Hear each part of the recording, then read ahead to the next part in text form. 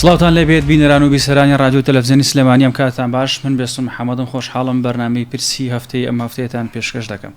تەوەری گرنگی ئەم هەفتەیە گرنگترین کارەکانی کابینەی نوێمی حکوومەتی هەرێمی کوردستانە لە ماوەی ڕابردوودا ئەو کارانی کە کابینەی نوێمی حکوومەتی هەرێمی کوردستان کردوێتی و ئەنجامی داوە گفتوگۆی لەبارەوە دەکەین. تەوەری سەرەکی بەرنامەکەمان دەبێت بە میوانداری بەڕێزکە کە دیاری محەممەد چاودێری سیاسی بە خۆشحاڵیەوە لە ئەستۆدیۆ لامان میوانە پێکەوە گفتوگوی زیاتر لەم بارەیەوە دەکەین. کاک دیاری بەخێر بێت، خۆشحاڵ بین کە لەگەڵمان بوویت. کاک دیاری، کابینەی نوێمی حکوومەتی هەرێمی کوردستان لە ماوەی ڕابردوودا هەوڵێکی زۆریدا بۆەوەی ئەو قەیرانانەی کە لە هەرێمی کوردستان هەبوو لە شەڕی داعش، پرسی کۆرۆنا و دواتریش بڕینی بودجە لەلایەن حکوومەتی ناوەندی، هەوڵی زۆریدا بەسەر ئەم ئاستانگانە زاڵ بێت. هەڵبژاردننی پەرلەمانی کوردستانیش لە پێشمانە بۆی کابینەی دەیەمی حکوومەتی هەرێمی کوردستان لە دوای هەڵبژاردن دروست بێت. کارەکانی کابینەی نوێم چۆن هەڵەسەنگێنیت؟ پێت وایە لە ئاستی چاوەڕوانی هاوڵاتیان هەرێمی کوردستاندا بوو؟ طبعا دووبارە سپاس بۆ کەناڵەکەتان. کاک بێسنوڕا، هەڵسەنگاندنی کارەکانی حکوومەتی هەرێمی کوردستان لە کابینەی نۆ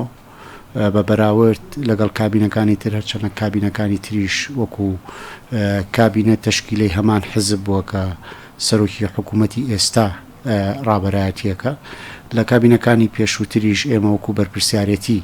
لەو کارانەی لە کابینەکانی 8 و 7 و تا کابینەی 5 بەرپرسیارەتی لە باش و خراپی ئەو کابینەی نۆ هەڵی گرتووە. بۆیە ئەگەر بەراوردێ بکەین بە کابینەکانی پێشووتوە ڕەنگە خەڵکێک باز لەوە بکە کە کابینەکانی پێشووتری ژەر هەمان حزب لە پێکهێنەری ئەو کابینە بۆ، بەڵام ئێمە بە تەنیا نەبووین. بۆیە لە کەم و کوڕی کابینەکانی پێشووتروە ئەم کابینەیەش لە ئاست طموحی خەڵکانە بوو. بۆیە حکوومەتی هەرێمی کوردستان و کابینەی نوێ بەردەوام لە هەوڵدا بۆ چاکسازی و بۆ باشکردنی بارودۆخی خەڵک و ئیدارەی ئەم حکوومەتە. وەکو ئاماژەت پێدا جەنابتان لە سەرەتای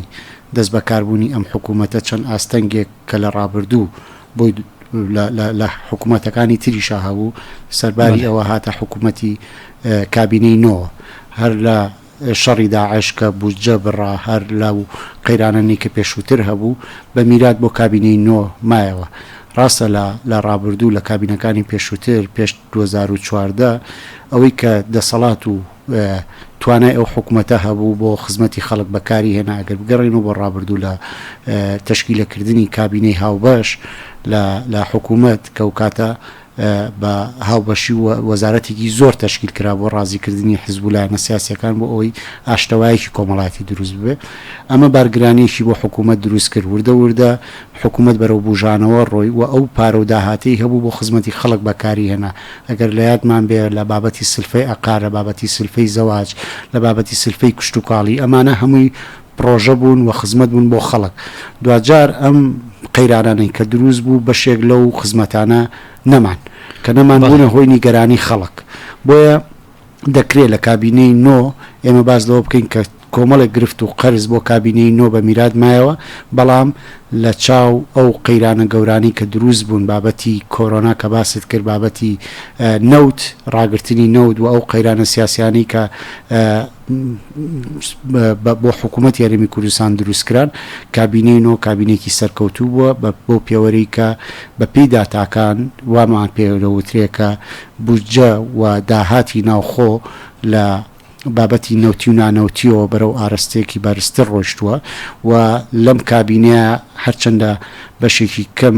لە لێبڕین هەبووە، بەڵام موچە لە کاتی خۆی ئەگەر دوش کەوت بێ، بەڵام وەکو خۆی دراوە بە خەڵک و کۆمەڵک هەنگاوی لە سێکتەری کشت و کاڵی، لە سێکتەری پیشەسازی، لە وەبەرهێنان و لەمانات دیاری دێنە سەر ئەو سێکتەرانەی کە حکوومەتی هەرێمی کوردستان کاری لەسەر کردووە. لە قسەکانتەوە با پرسیارێک بکەم باسی گرفت و ئەستانگەکانی بەردەم کابینەی نوێت کرد، بەڵام قسەیەک هەیە کە ڕاستە ئەم گرفت و ئەستانگانە لە کابینەی نوێ حکوومەتی هەرێمی کوردستان ڕوبەڕووی بووەتەوە، بەڵام داهاتی ناوخۆ لە هەرێمی کوردستان هەبووە، زۆرە گەندەڵی زۆر لە سێکتەری داهاتی ناوخۆ هەبووە. حکوومەتی هەرێمی کوردستان دەیتوانی بەو داهاتی کە لە ناوخۆی هەرێمی کوردستان هەیە ئاستی خزمەت گوزاریەکانی لە ئەمەی ئێستا هەیە پێشکەوتوتر بێت؟ بێگومان هەڵبەت نەعەدالەتی هەیە بۆیە دروشمی گەندەڵی و بەرگجاد و چوونەوەی گەندەڵی هەیە و دروشمی چاکسازی هەیە لە واقع ئام شتانە هەن بەڵام حکوومەتی هەرێمی کوردستان و کابینین و کابینەکانی تریژ لە هەوڵدا بوون هەموو شوێنێکیش ئەم بابەتی گەندەڵی و خراپ مامەڵەکردن لەگەڵ دەسەڵاتی ئیداری و مالی هەر وڵاتێکا هەیە بە پێی نیسبە بۆیە لە بەڵێ گەندەڵی هەبووە و حکوومەتی هەرێمی کوردستان بە تایبەت کابینەی نۆ هەنگاوی جددی ناوە بۆ ئەم بابەتانە و هەوڵی داوە لە بەشی لە خراپەوە بەرەو باشی هەنگاو بنێ خراپتر بووە هەوڵی داوە خراپ بێ اینجا بەرەو باشی بڕوە بۆیە هەنگاوەکانی حکوومەتی هەرێمی کوردستان و کابینین و خودی ڕێزدار کاک مەسرور بارزانی هەنگاوەکانی بەرەو ئەوەن کە ئەوێ چاکسازی بکە ئێوێ ڕوبەڕووبوونەوەی گەندەڵی بکە هەر ئەمە شەوای کردووە کە چاوەکان لەسەر مەسرور بارزانی بن و ڕەخنەکان لەسەر ئەو بن چونکە بابەتی گەندەڵی وەکژاچوونەوەی گەندەڵی لە بەرژەوەندی حیزب و کەسە دیارەکانی ئەم وڵاتادا بێگومان بێ دژایەتیکردنیش نابێ بۆیە ئەو باکی لە دژایەتیکردن نییە ئەو لە هەنگاوەکانی خۆی بەردەوامە بێ بەڵێ دەکرا باشتر بێ سەبارەت بە سنووری پارێزگای سلێمانی هەمیشە قسەیەک دەکرێت کە لیاخود لە ڕەخنەیەکە ئاڕاستەی پارتیەکرێت لەلایەن نەیارەکانیەوە کە گوایە کابینی نوێی حکوومەتی هەرێمی کوردستان وەکو پێویست خزمەتی سنوور و پارێزگای سلێمانی نەکردووە جیاوازی لە نێوان پارێزگایەک بۆ پارێزگایەکی دیکراوە تەنانەت هەنێ جار ڕەخنە و ئەو ڕەخنە و گلیە ڕاستەی خودی سەرۆکی کابینەی نوێمی حکوومەتی هەرێمی کوردستان ڕێزدار مەسرور بارزانی شەکرێتەوە هەڵسەنگانی تۆ چییە پێت وایە کابینەی نوێم ینی جیاوازی لە نێوان شار و ناوچە و عەشیرەت و ئەواندا بکات نابێگومان ئەمە نە سیاسەتی سەرۆکی حکوومەتە نە سیاسەتی حیزبەکەی سەرۆکی حکوومەتە چونکە حیزبەکەی سەرۆکی حکوومەت وەک پێگەنەری کابینەی نوێ حکوومەتی هەرێمی کوردستان کابینەی نوێیە سیاسەتی ئەو سیاسەتی گشتگیرە و خزمەتکردنی سەرجەم چین و توێژەکانە لە شار و شارۆچکە هەرێمی کوردستان بەگشتی بۆیە ئەوەی کە باسەکرێت جگە لە حەملەیەکی ئەوەی کە تێبینی ئەکرێ ئەو حزبانی کە دژی پارتی دیموکراتی کوردستان و دژی سەرۆکی حکوومەتن هەمیشە ئەویان لە کار لەسەر ئەوواکەن کە بەردەوام لە حملەی انتخابیان یعنی انتخابات تەواوە بێ ئەوە هێشتا تای انتخابات بەری نەیاون 4 ساڵی ڕێک ئەوان لە حملەی انتخابیا بن بۆ ئەوەی دەنگ بەدەست بێنن و کار لەسەرەوەکەن کە بەرنمەکانی خۆیان ئاشکرا ناکەن و ناڵێن ئێمە چیمان کردو هەمیشە ڕەخنە لەواگرن لە بەرامبەر کە هەنگاوەکانی ئەوان چییە و زەرمەند بە ئەو حزب و کەسانە ئەگەیەنێ بۆیە بەردەوام دژایەتیکردنی ئەم کابینەیە لە سەرەتاوە بەدی ئەکرێ بۆیە ئەوەی کە باسەکرێ سلێمانی و هەولێر من بابە بەڕێزت بڵێم ئەو داهاتی کە لە داهاتی ناوخۆیە لە دوو بەش پێک دێ داهاتی نەوتی و نانەوتی ئێستا نەوت نەماوە بەڵام پێشووتر داهاتی نەوتی و نانەوتی 500 میلیارد دۆلار بووە ئەو 500 میلیارد دۆلارە لە 1970 داهاتی دۆلار بووە نەوت بووە لە 1912 داهاتی نانەوتی بووە لەم کابینەیە ڕێژەکەی نانەوتی دابەزیوە بۆ لە 1970 تا ئەو کاتی نەوتە بوو ڕێژەی نەوتی ڕێژەی داهاتی نانەوتی بەرزکراوەتەوە بۆ لە 1930 ئەمەش بەپێی ئەو هەنگاوانن کە لە کابینەی نۆ دراوە بۆ ئەوەی هەمەجۆرکردنی داهاتی ناوخۆ بووە ئەم داهاتی ناوخۆیە داهاتی نانەوتی 297 میلیارد دۆلار بووە داهاتی نانەوتی لە 1940 ئەم داهاتی نانەوتیە لە 1940 داهاتی گومرگ بووە ئەم داهاتی گومرگە 128 میلیارد دۆلار بووە لە کۆی 297 لە کۆی 297 میلیارد دۆلار ئەم داهاتە لە 1970 داهاتەکە لە سنووری هەولێر و دوهۆک کۆکراوەتەوە لە 1922 لە پارێزگای سلێمانی کۆکراوەتەوە داهاتی نانەوتی بۆیە بەما دەرەکەوێ کە داهات و داهاتی نانەوتی کە بریتە لە داهاتی گومرگەکان لە 1970 لە دوهۆک و هەولێرە و بۆ خزمەتی حکوومەت بەکارێت و دەچێتەوە خەزێنەی حکوومەت و ئەم داهاتە لامەرکەزیە لە شارەکان کۆکرێتەوە و لە شارەکانیش خەرجەکە دیاری ئەو داهاتی کە لە سنووری سلێمانی کۆ ناکرێتەوە چی لێیە بۆ کوێ چێت قوربان ئەو داهاتە ئەگەر بۆ حکوومەت نەڕوا پێ دەوترێ سەرانە ئەم داهاتەوەکو سەرانە بەکارێت و بۆ گیرفان و حزبێک بەکارێت و بۆ خزمەتی خەڵک بەکار نایە. من هاوڵاتیەکی ئەم شارم و باجەدەم و لە گومرگەدەم. ئەم گومرگە لە خزمەتی من، ئەم باجە لە پارەیە کە من ئەیدەم لە خزمەتی من بەکار نایەتەوە، بۆ جادەیە بەکار نایە کە من بەسەریا بڕۆم، بۆ نەخۆشخانەیە بەکار نایە کە من ئیتا چارەسەر بکرێم، بۆ قوتابخانەیە بەکار نایە کە مناڵەکەم ئیتا بخوێنرێ. بۆیە لە سلێمانی درک بەوە ئەکرێت کە پرۆژەکان لە سلێمانی لاوازن. ئەوە سەرۆکی حکوومەت نییە هۆکارە بۆ نەکردنی پرۆژە لە سلێمانی. ئەو داهاتەیە کە وەکو پێویست کۆ ناکرێتەوە و بە تەنها ڕقەمە و بۆ خزمەتی خەڵک بەکار نایێت. هەر بۆ معلوماتی جەنابەت، دوو دەواازەی سنووری هەیە لە هەولێر و دووهۆک، لە سنووری هەولێر و دووهۆک، هەمووی معلومیشە دەواازەکان شوێن. بەڵام 9 دەواازە لە سنووری پارێزگای سلێمانی هەیە و بە پیدا تا بڕۆن بەراوردکەن. داهاتی گومرگ بریتە لە هەناردە و هاوردە. بزانن ئەو مۆڵەتانەی هەناردە و هاوردە لە سلێمانی زۆرتریان لە هەولێر، بەڵام لەبەرەوەی لە هەولێر بە پێی سیستەم کۆ دەکرێتەوە، پارەکە دەگرێتەوە بۆ خەزێنە و لەوێ بەکار دەهێنرێتەوە بۆ پرۆژەکان. بەڵام لە سلێمانی وانە ئەوەی دەیبینین ئەو پرۆژانی کە لە هەولێرن بریتین لەو داهاتە و بۆ خزمەتی خەڵک بەکارێتەوە و ئەو داهات و باجە بجگە لە گومرگە و باجانەی وەرەگیرێ. لە ڕابردووە هەڵایەک لەسەر حکوومەت دروست بوو کە باج لە خەڵک وەرەگرێ کارێ. بۆیە ئەمانە هەمووی چاواشەکارین و لێدانە لە هەنگاوەکانی سەرۆکی حکوومەت و لە کابینەی نوێی حکوومەتی هەرێمی کوردستان کە بەداخەوە ئێمە هاوبەشەکانمان لە حکوومەتی هەرێمی کوردستان وەکو پێویست نین و خۆیان ناخەنە بەردەم بەرپرسیارەتی. ئەو پارتی دیموکراتی کوردستان و کابینەکەی پارتی دیموکراتی کوردستانە بەرپرسیارەتی ڕابردوو ئێستا و ئایندە ژەگرێتە ئەستۆ و هەنگاوەکانی سەرۆکی حکوومەت هەنگاوێکن کە لە بەرژەوەندی حزب و کەسانێکەدا کە ئەمڕۆ بوونەتە دژایەتیکردنی هەم خودی سەرۆکی حکوومەت هەم حزبەکەی سەرۆکی حکوومەت. کاک دیاری بەشە کە وایە سەرۆکی حکوومەتی هەرێمی کوردستان ئایا دەسەڵاتی نییە لە سلێمانی ناتوانێت کابینەیەکی یەکگرتووە هەمیشە بانگەشەیە واکەن کە کابینەی حکوومەتی هەرێمی کوردستان کابینەیەکی یەکگرتووە، بەڵام لە ئەرزی واقع هەمە نابینین. یعنی پارتی دیموکراتی کوردستان لە سنووری پارێزگای سلێمانی دەسەڵاتێکی ئەوتۆی نییە، هیچ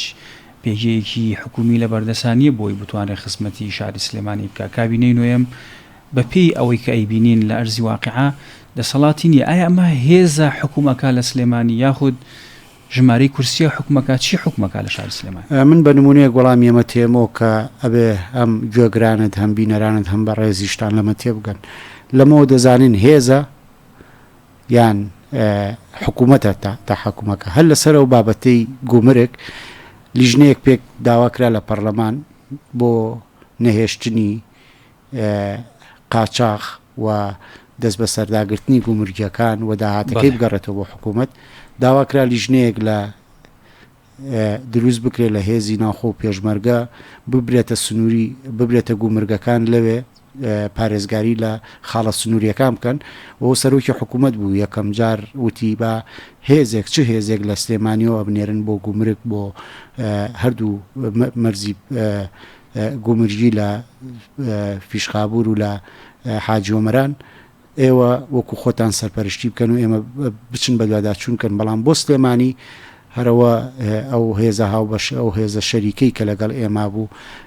بە کورت و مختصەرەوە بە زۆر بە ڕاشکایی وتوبیان ئەگەر ئەو هێزە بچێتە گومرگەکانی ئێمە شەڕی ناوخۆ دروستە بێ. بۆیە لێرە دەزانین حکوومەت و سەرۆکی حکوومەت دەسەڵاتی لێرە ناڵەن وەکو پێویست کارەکانی بکات، چونکە ئەو کارانە و ئەو دەسەڵات و ئەو خزمەت گوزاریە بگا بە سلێمانی دڵنیابن لەوەی کە ئەو حێزەی کە حاکم و خۆی بە حاکمی ئەم شارە ئازانێ ناتوانێت ئەو کارانە بکات کە حکوومەت و سەرۆکی حکوومەت و هەنگاوەکانی سەرۆکی حکوومەت لەبەرژەوەندی ئەوانە درێ و ئەوانن ناتوانن ئەو ڕاستیە بشارنەوە کە ئەگەر دەسەڵات بە سەرۆکی حکوومەت و هێزەکەی سەرۆکی حکوومەت بێ چ خزمەت گوزاری گەرم شاراکە و نفوسی خۆیان لەدەستێن. بۆیە بەڵێ هێز حکوومەکە لە سلێمانی نەک حکوومەت. کاک دیاری هەمیشە لە کاتی بانگەشەی هەڵبژاردن کە نزیکە بینەوە هەندێک وتاری تند لەلایەن لایەنە سیاسەکانی دژ بە یەکتریا بیستین گوێبیستێ بین و گوێمان لێ بێت. لە ماوە ڕابردوودا هەرشێکی علامی بەرفراوان هەبوو بۆ سەرخودی بەرز مەسرور بارزانی سەرۆکی حکوومەتی هەرێمی کوردستان و لەلایەن لە نێرانی پارتی دیموکراتی کوردستان شەوە باس لەوە دەکرێت کە دوای ئەوەی کە پارتی ڕێگەیان کە ئینشەڵا مەسرور بارزانی سەرۆکی کابینی دەیەمی حکوومەتی هەرێمی کوردستانە بێت باس لەوەکەن کە ئەو لایەنانە بەبێ ئەوان مەسرور بارزانی ناتوانێت بێت بە سەرۆکی کابینەی دەیەمی حکوومەتی هەرێمی کوردستان. ئەمە خوێندنەوەیەکی لە ناو ڕۆشنبیران و چاودێرانی سیاسی دروست کردووە کە هەمیشە بۆچوونێک هەیە لە لای یەکێتی بە تایبەتی کە ژمارەی کورسی ئەوە یەک لای ناکاتەوە کە کێ سەرۆکی حکوومەتە بێ یا کێ سەرۆکی حکوومەت نابێت، بەڵکو هێزی عسکەری، هێزی سەربازی بەو حکومەی کە یەکێتی هێزی سەربازی لەدەسە و ئەو ئەتوانێت ئەگەر بیاوێ ڕێگر بێ لەوەی کە کێ سەرۆکی حکوومەت بێ با یەکەمین لیستی پەرلەمانی کوردستانیش بێ با یەکەمیش بێنێ با زۆرترین کورسیش لە پەرلەمانی کوردستان بێنێت. ئایا ئەمە دروستە یاخود بۆچوونێکی هەڵەیە؟ طبعاً ئێمە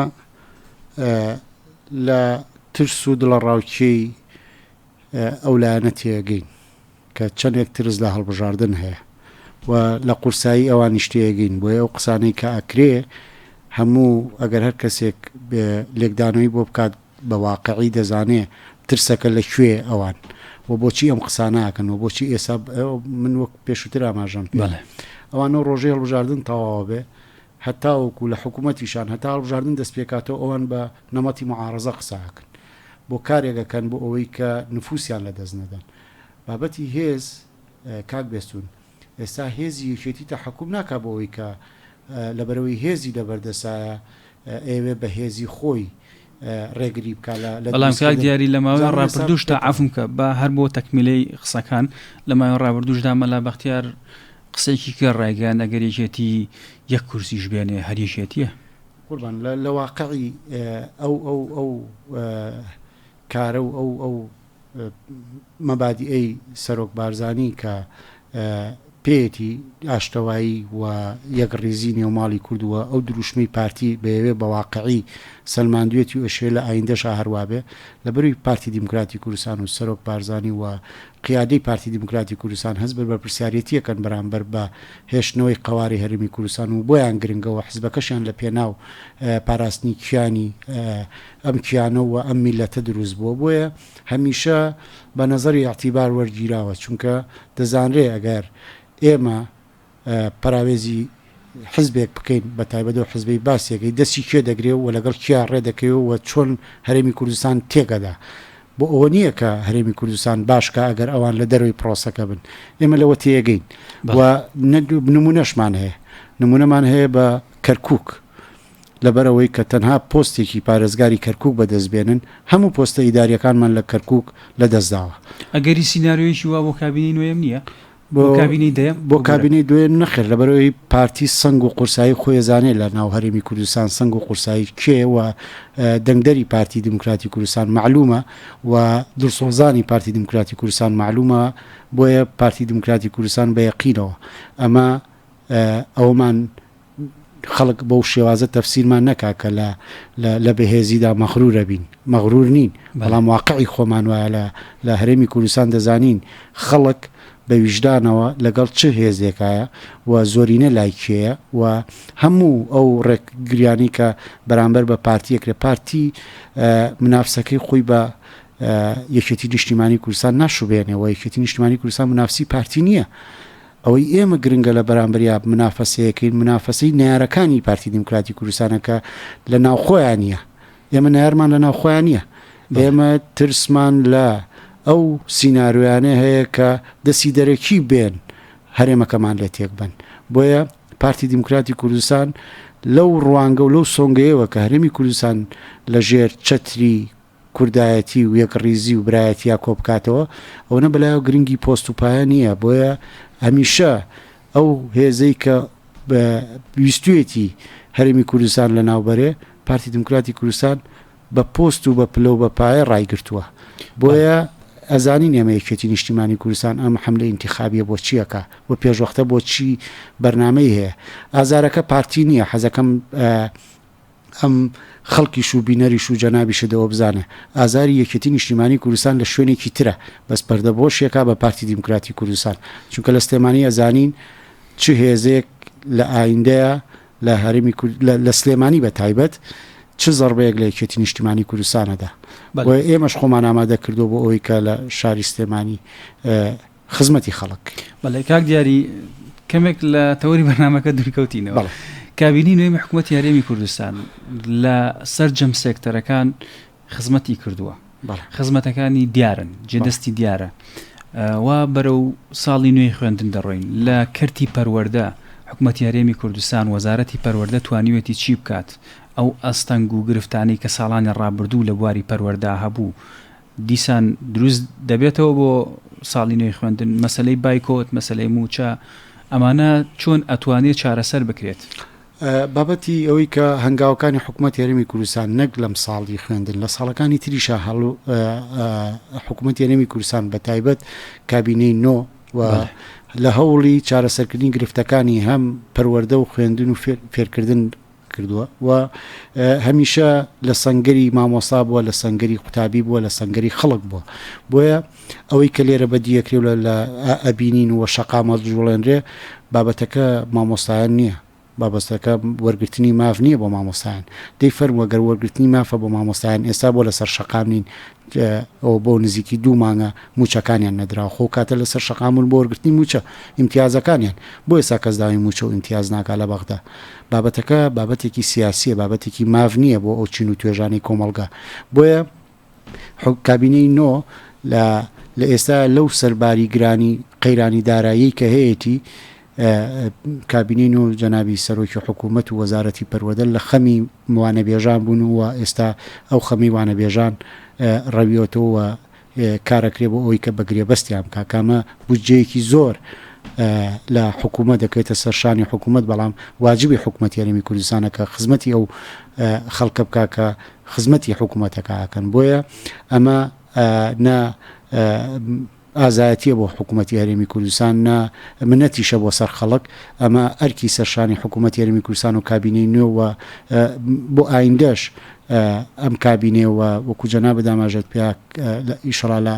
کابینەیدا سەرۆکی حکوومەت جارێکی ترە بێتەوە سەرۆکی حکوومەتی کابینەیدا هەنگاوەکانی جددیترە بن بۆ خزمەتکردنی پەروەردە و فێرکردن و هەموو سێکتەرەکانی تر بەڵێ لە کابینەی نۆ توانرا بە سیستەمی ئەلکترۆنی بەرەو پێش بکرێت لە دام و دەستگاکانی پەروەردە و خوێندن و ڕانەگیرێ و سەرباری ئەو هەموو لەم پەر و بربەستانەی کە بۆ خوێندندانران و ویستیان پەروەردە شکست بێبێنن سوپاس بۆخوا تێپەڕی ئەو دۆخە و ئێستاش ئەو داواکاریانەی مامۆستایانی وانەبێش لە ڕێی ڕەزامەندی بە ڕێزیانەوە جێبەجێکراوە. کاک دیاریەگەرۆک و دوایین پرسیارم بۆچی هەمیشە سەرۆکی حکوومەت دەست بۆ هەر کارێکە بە لە شاری سلێمانی یا لە سنووری سلێمانی ڕەخنە بارانەکرێت دوای نمونە بەگرێ بەسکردنی مامۆستایانی وانەبێش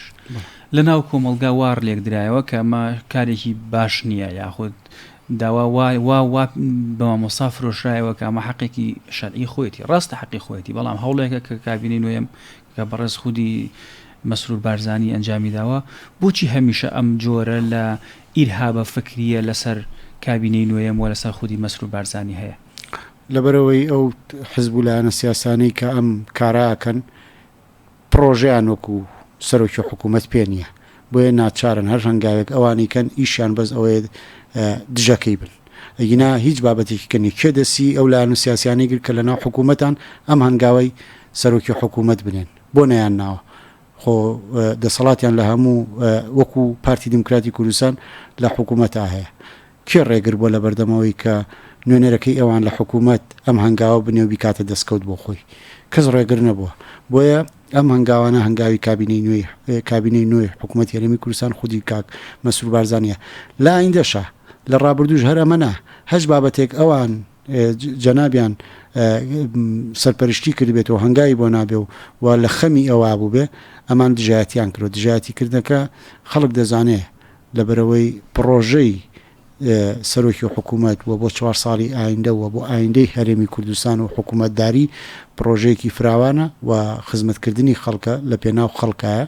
بۆیە ئەم دژایەتیکردانە بەردەوامە بن و هەم سەرۆکی حکوومەت و هەم پارتەکەی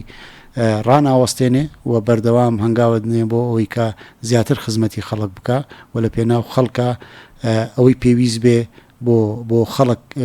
فراهەمی بکە و مەبدەئی حزبەکەی و مەبدەئی سەرۆک وەزیران بریتە لە خزمەتی خەڵک و خزمەتکاریکردنی خەڵک. وڵێ زۆر سپاس بۆ بەڕێز کاک دیاری محەممەد چاودێری سیاسی سپاس بۆ بەشداریکردن ئەم بەرنامەیەدا سپاس بۆ زانیارەکان زۆر سپاس بینەران و بیسەرانی ڕادیۆ تەلەڤیزیۆنی سلێمانی تا بەرنامەیەکی دیکە بەخواتان سپێرم خواتانەکە.